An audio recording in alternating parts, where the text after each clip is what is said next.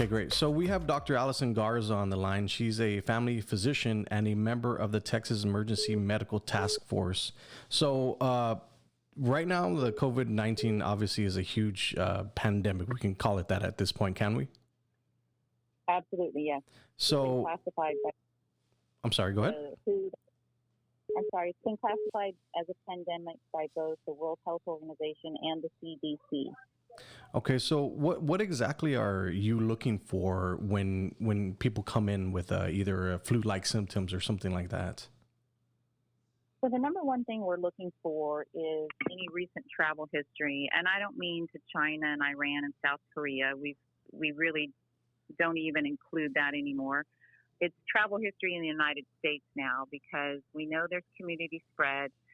Some patients have international travel and have come to our office, drive-through clinics with a history of 2 weeks ago came back from Milan, 3 weeks ago came back from Japan and Taiwan, had a truck driver come through that spent 2 weeks in Washington State. If they have traveled to any of the affected countries, or if there's been any travel at all, or high-risk people like healthcare workers, we are testing them. There's community spread in the nation, and we need to be able to test them. So when you talk about community, explain exactly what that is. Community? Yes, the word community as it pertains to the virus. Okay, so the virus has shown itself to spread into clusters in communities. So one patient infects 2 patients. Those 2 patients infect 6 patients. Those 6 infect 12, and on and on. So you get these little community clusters. If you look at some of those maps of the nation of where these community clusters are, they tend to follow wherever there was a positive person. There will be a community of clusters. So it's within a community. Let's say within, I'm going to say, the New York community in Westchester County. They had a community cluster. So it's people that went about their daily business for a couple of days, not realizing they were being exposed to the coronavirus from a coronavirus positive person. And now those communities have heavy loads of coronavirus positive patients. Okay, I get you now. Okay, so what precautions should we be taking here in the Rio Grande Valley if we've learned anything from New York, from California, from Spain, from any other place? Without a doubt, we need people to stay home. If you're sick, do not go to work, do not go out. Even if you're not sick, we need to decrease the amount of time and the number of places people are going publicly. We know this is spread by respiratory droplet transmission. Initially, it was also spread by airborne transmission. But last Wednesday night, after President Trump's speech on TV, the CDC announced that it was only considered respiratory droplet transmission now and not airborne. So therefore, we in the healthcare communities didn't have to worry so much about wearing that special N95 mask. Right. Now, everybody that I'm in contact with in medical circles, both locally and in the nation, has said basically BS to that. Because if you look on the CDC website under healthcare providers, and you look at, you click on the link for interim care for caring for a patient that was positively exposed to a coronavirus patient, or interim care for somebody that's a PUI, a person under investigation. If you feel you're going to swab them, they become a PUI. If you look there, the actual statement is, once our medical supply is returned to normal levels for the masks, they want us all back in N95 masks. So I think they just dropped it from airborne to respiratory to sort of calm the fears of people that didn't have the N95 mask in healthcare. But in reality, none of us in healthcare are wearing surgical masks. It's all the way N95. Interesting. Do you think that we should be panicking here in the Rio Grande Valley, or what should we be doing as precautions?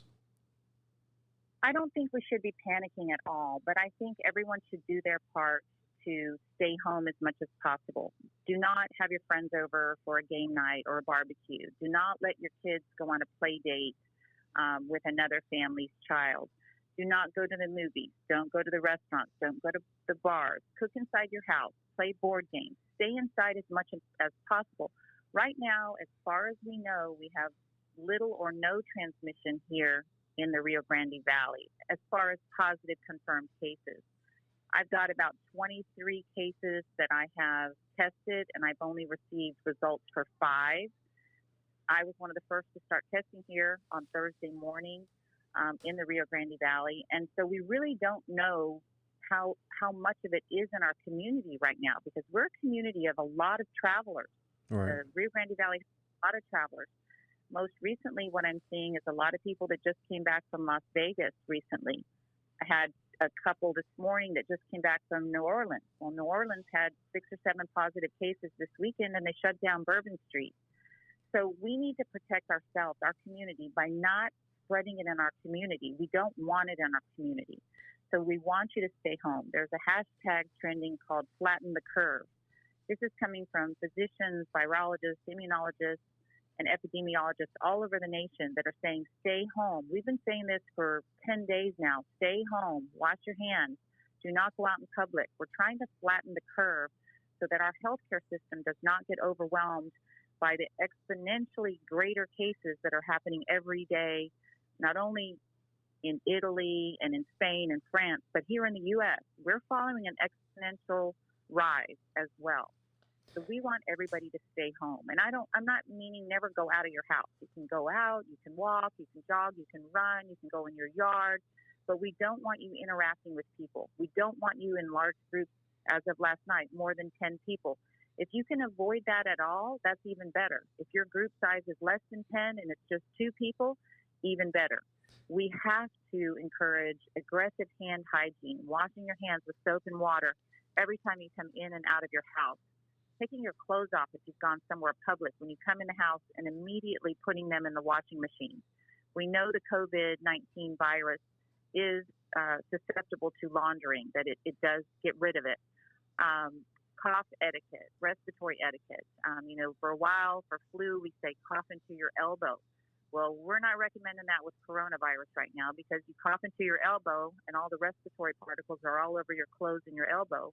And then, as you know, in the Valley, we like to do the Valley hug and kiss. Right. And so anybody that touches your arm or you put your arm around them, you've just potentially contaminated that person with coronavirus. Then they touch their hand to their arm or their shoulder, and they touch their mouth, and here we go. So a lot of aggressive just hygiene precautions, hand hygiene precautions especially, respiratory precautions, which are those cough and sneeze precautions.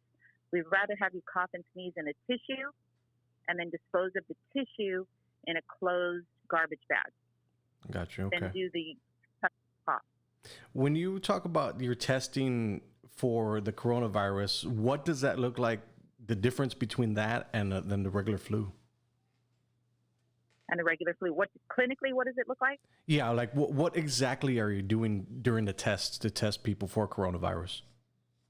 Okay, so the actual testing process is almost identical, but the testing supplies are different. So the flu is a rapid test, and we have a small cassette. There's a nasal swab in there. We stick the nasal swab way up your nose, swirl it around a bunch, spread it on the cassette, add some developing fluid specifically for flu, and the test starts counting down for 15 minutes and gives us a positive or a negative. The coronavirus testing is much more intensive in terms of preparation and supplies. So the swab kit is a 3 millimeter tube that's filled with a special reagent. It's kind of light peach or pink colored. The swab itself is almost identical to the swab for flu. It's what we call a flocked tip nasal swab. And we put that swab way up your nose as far as we can in the back and swirl it around 3 or 4 times, immediately put it into the culture tube, snap the end of the stick off, and cap it. It needs to be frozen immediately upon collection. That's different from our flu tests, which sit on a table and develop in a cassette. We don't have to freeze those. After frozen after frozen procedures have taken place, it can then be transferred by Quest. We're using Quest to their lab, and they complete the testing for us. So the swabs are completely different in terms of the testing supplies, but the collection technique is very similar. It's the same sort of approach with a swab up your nose, trying to get as deep as we can, but the supplies are different and the actual testing is different. Understood. And how long does it take to get these results back? I sent my first test Thursday at 5 p.m. and I received them Sunday morning at 8 a.m. So Okay. we're looking about 2.5 days. So that's a pretty good turnaround time. Yeah, definitely. The lab, yeah. So Some labs are quoting 3, 4, or 5 days. It's, it'll probably slow down once more people start testing, but unfortunately, nobody has had the ability to test until Thursday morning for doctors in the private sector. The public sector, our local health department, our state health department, our state lab in Harlingen have had 0 tests. 0 tests, and they've tested 0 people as of Friday at 1 p.m. when I talked to our county health department people in my office. They were very curious since I put on Facebook we were able to test on Thursday. They wanted to know all about it, what kind of test it was, and was I doing the correct test, and all kinds of things. It's just, I got to tell you, I was very offended, okay? interesting. I'm a board-certified physician. I've been practicing for 30 years. I'm not going to advertise that I have some wackadoodle fake test, okay? Exactly. The public health department is under the CDC with the state. They have proven to be completely ineffective in distributing tests or testing people. In fact, the public health department uses the old CDC guidelines and haven't tested anybody. Even if they wanted to test, they couldn't have tested because they didn't have a test swab. So there's a big disconnect between the government and the private sector of medical care. So in the private sector, we've been able to start testing, start drive-through clinics, start taking care of our patient population that needs to be tested. The public sector, good luck with that. Interesting. Good luck with that. So in your professional opinion, do you believe that there are cases here that we just can't find or we haven't tested for already? Absolutely. Absolutely. I'm on a chat room with 80,000 female physicians across the nation. We've been on for years and years and years. And usually we talk about other topics or, I have this case today, what do y'all think, whatever. Well, we have a COVID-19 subgroup, and we have been absolutely wringing our hands for 6 weeks about the lack of testing, about the information that's being passed that is not correct. And I took it upon myself last week to start posting long posts on my Family First Medical Center Facebook page to explain exactly what is going on. I think one of the biggest confusions right now is everyone thinks coronavirus testing is free. And it is so far from being free, it's probably going to be the summer before it's free. Wow. So we know that House of Representatives passed the bill late Friday night, early Saturday morning, that they approved the bill for free corona testing, among other things. The Senate had already convened for the weekend and were not available to vote on it. So they were supposed to get together yesterday. A lot of senators said, we haven't even read the 100-page bill. We're not going to vote on it till we read it. So the Senate is supposed to vote on it. And I apologize, they may have voted on it yesterday. I have not had any time to even look at the news since probably Saturday. The Senate is supposed to pass it. We expect them to pass it, at which point it goes to the president for signature. We expect the president to sign it. After that, it does not mean there's free corona testing. This free corona testing is coming from our government, which means they're going to have to release the monies and the supplies and distribute them to all of these state labs and local health departments, which so far have not been able to test. And once that happens, which is going to take weeks, you can imagine, if it's taken 6 weeks for them to even talk about this, you can imagine how long it's going to take for the monies to be released and the supplies to be distributed to the personnel in the health departments and the state labs.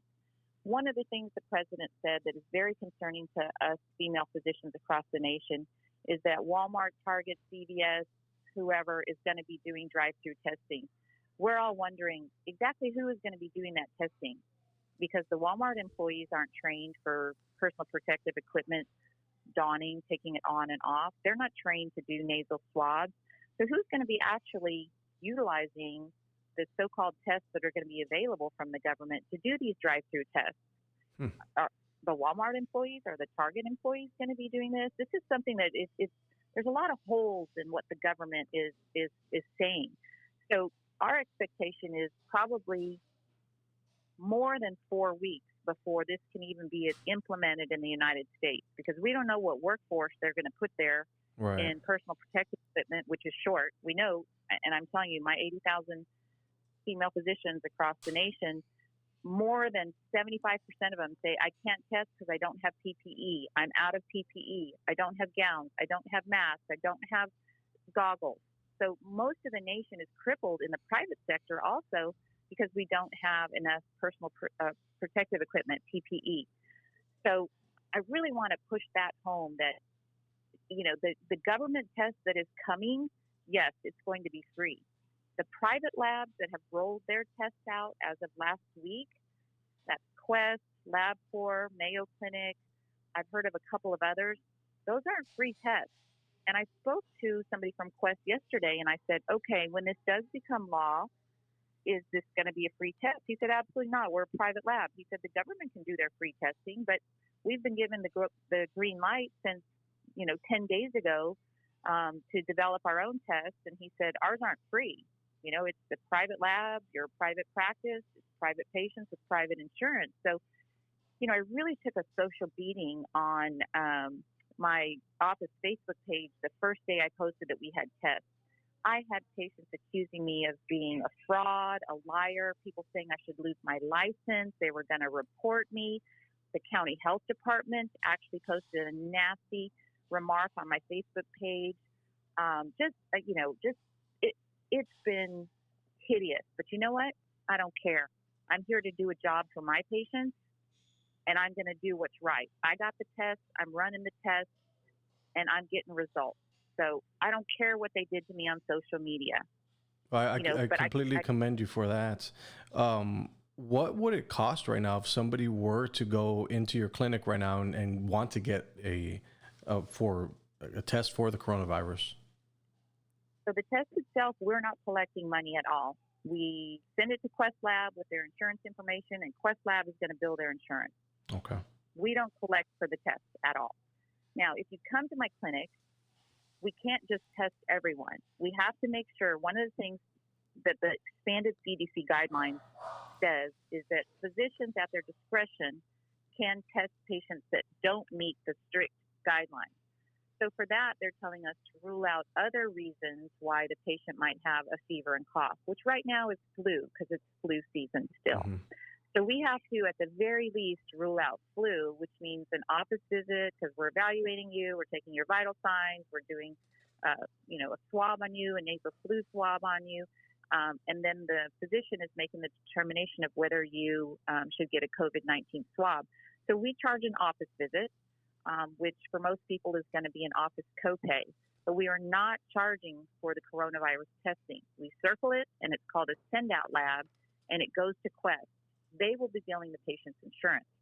Now, one of the possibilities that we're thinking may come down the pipe is that after the actual coronavirus testing bill goes into law for free testing, maybe the insurance companies will actually cover the cost. I got an email yesterday from Blue Cross Blue Shield, which said they are covering the cost, okay. Which means lab bills it to the patient, so to speak, that when the lab bills it to Blue Cross to say we did this test, that Blue Cross is going to cover the cost and the patient won't have a balance. I honestly don't know about the other insurances. None of them have given me any updates yet. Blue Cross Blue Shield is our number one provider in our area. About 70% or so of insured people here are Blue Cross Blue Shield. So it's nice that we know they are going to cover the test. Right. And then there's also another, unfortunately, another distinction. So coverage by an insurance company does not mean it's free. It means they pay for part of something. They may pay for all, but coverage, like if you call your insurance company, do I have coverage for the coronavirus test? And they tell you yes. Okay, you think it's free, but you may end up with a bill because the insurance only will pay the lab, say, $29, and so you have a $14 balance or something. So we have to be careful about the semantics in medicine and especially in the insurance industry. Very complicated. Yeah, it's a very interesting thing. As of right now, we do not have a treatment for this, right? Correct. There is no treatment and there is no vaccine. Interesting. Okay. The vaccine ended trial 1 yesterday, I believe, and they started administering it to some humans. That will go on for another 3 to 6 months to record any side effects, any untoward complications. They have to assimilate their data after that, and then it goes into phase 3. So realistically, we're still looking at close to a year before we're going to have a vaccine for this. Okay. Yep. Interesting. Yep. So when we talk about the word novel virus, what exactly does that mean? So novel virus means new. This virus is new to the human race. We have never, ever, ever had it in the history of humans or been transmittable to us in the human race. So it's new to our bodies. Our bodies have no idea what it is. Our immune system does not have antibodies to fight it back or knock it down. It's new to us. It's novel to us. So that's the reason why it's so worrisome, because we do not have a way internally to fight it. You know, if you get exposed to a cold virus, you've been exposed before and your body says, oh, we remember this and we're not going to let it, overwhelm you. We're going to send out antibodies and take care of this. With a novel virus, your body has never seen it before, and before the body can even react and send out what it needs to send out, it's overwhelmed your body, your lung cells, and you're going down the dark hole. So it's novel because it's new. Interesting. Okay. Doctor, I appreciate your time. At this time, you can lead people to your Facebook page so they can get more information, but is there any other insight that you can give us that nobody's really talking about yet? So there's been a rumor for 2 or 3 days that we're actually going to go into more of a lockdown soon nationally. I've seen it on the chat page I'm on with the 80,000 female physicians across the nation. There's women there that are in the upper echelons of the U.S. government in medical care in Washington, D.C. CDC have some people had a female report to me this morning that we will be going on lockdown soon. That rumor has been circling for I woke up to it on Sunday morning and saw it. So we're about at the 3-day mark for that. But I assume at some point we will get there, especially if we can't control our numbers. So everyone just needs to be prepared. Make sure you have a full tank of gas, just like hurricane preparedness. Make sure you have a full tank of gas. Make sure you have some cash in the house. Make sure you have enough food and water and pet supplies and medications so that you can stay in the house and not have to go out and get any of this stuff. All right, doctor, I'm sorry, go ahead. Simple preparation. That's it. All right, Dr. Alison Garza, I appreciate your time. And once again, can you plug your Facebook page so everybody can get some more information? Yes, it's Family First Medical Center, Dr. Alison Garza, and we are on Facebook. We had a Facebook Live video yesterday with the City of Edinburgh that you can see on the City of Edinburgh's Facebook page as well.